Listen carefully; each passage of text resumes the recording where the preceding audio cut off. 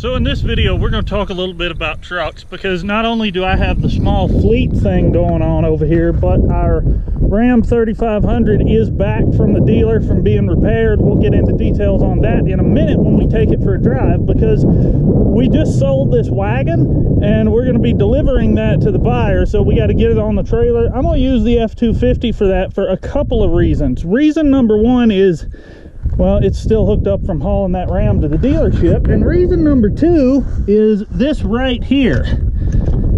Oh, got a little corrosion in there. That's the plug I use to power my winch. So a couple of you guys have commented, you can't believe how terrible my life is and how much bad stuff happens to me. Well, look at this, right? This is awesome.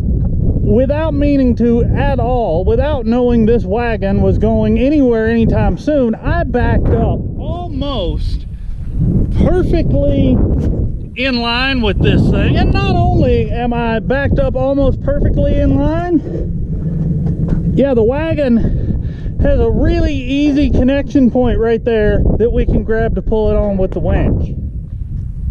Move my wheel chocks out of the way. After this thing took off a few weeks ago in that video you guys saw and crashed into my fence, I threw a couple of more of these timber wheel chocks in there, and then that's when I started parking the trailer behind it just to keep it from, you know, make sure it couldn't accidentally go crash through the fence again. So we're loading it this way for two reasons. One, I was already backed up here pretty much perfectly, which certainly doesn't hurt. But two, we're delivering this to the buyer, and we're probably just going to meet him on the side of the road or in town somewhere, because he's approximately 65-70 miles away. And once we get there, we're going to have to unload this with his pickup truck, and having the wagon tongue on the, you know, the end of the trailer facing the ramps is going to make that a whole lot easier to do than if it were turned around with the hitch facing the front of this trailer. All right, so we're stopping right here for one real simple reason. I don't want it to roll any further than, well, I don't want it to roll anywhere further than where we want it to be. So I'll put the first wheel chock right there. See where that gets us.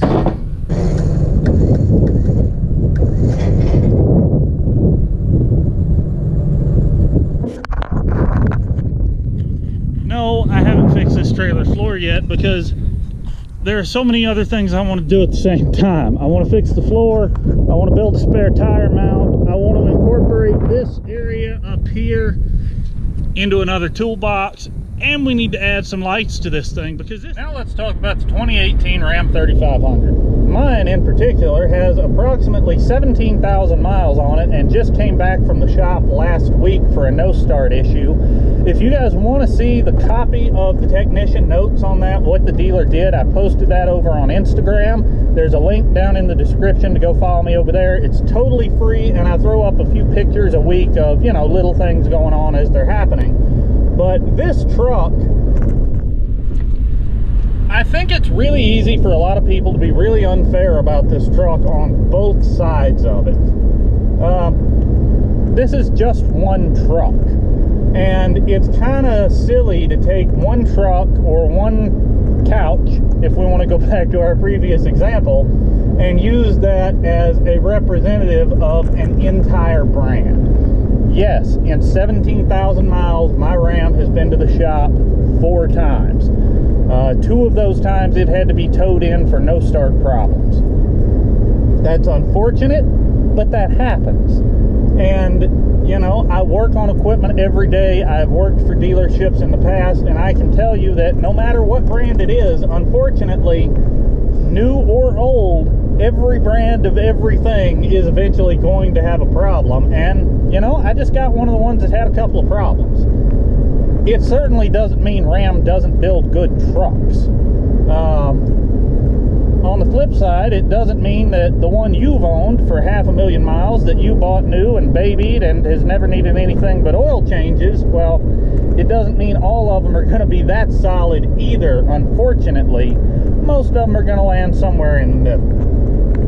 This particular truck that we're in, frankly, I would say it probably had a few issues due to being brand new, but I think they're worked out now, and I think it's probably going to be a really solid truck from this point forward. It's not going to be a really solid truck for me, though. I'm getting rid of this thing. We've talked about the 7.3 Super Duty, and I just have a really strong sentimental attachment to those trucks, and that particular truck we're going to talk more about. That truck has got a really cool, really strong history that I'm really excited about, and I can't wait to share with you guys in another video coming up soon. So I'm getting rid of this because I'm just very excited to have that, but two, it doesn't mean this Ram truck is a problem child forever, not by any stretch. But after the problems I've had with this particular truck and the problems I have had with the dealer where I bought this truck, who, to be fair, is not the dealer who has repaired it. The dealership where I bought this is in Casper, Wyoming, about 3 hours away from my house in Cheyenne. I've had it repaired once in Fort Collins, Colorado, and the other times at the Dodge dealer there in Cheyenne, because, well, both of them are a whole lot closer than going 3 hours back up to Casper, especially when it doesn't run. This truck is solid at this point. I can say that really confidently because it has 17,000 miles, and yes, it's had a few little hiccups, but they've all been worked out. They've all just taken a day or two to get fixed, and frankly, it's, you know, I think we're over everything. I hope we are anyway. You do your thing and be happy with it, and I'll do my thing and be happy with it, and if you find it entertaining or just want to watch kind of like NASCAR and wait for the crash, go ahead and hit subscribe and stick around. I think you're going to enjoy it. Thank you for watching. Comment down below. I'd love to hear from you guys on this, and yeah, more later. Right, Ivy? Thank you.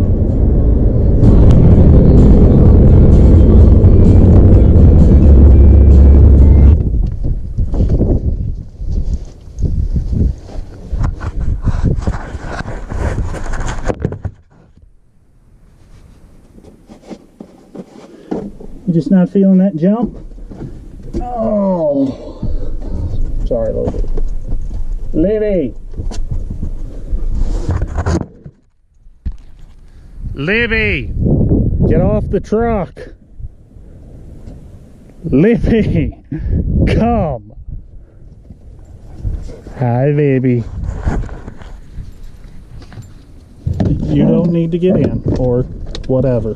There, alright. All right,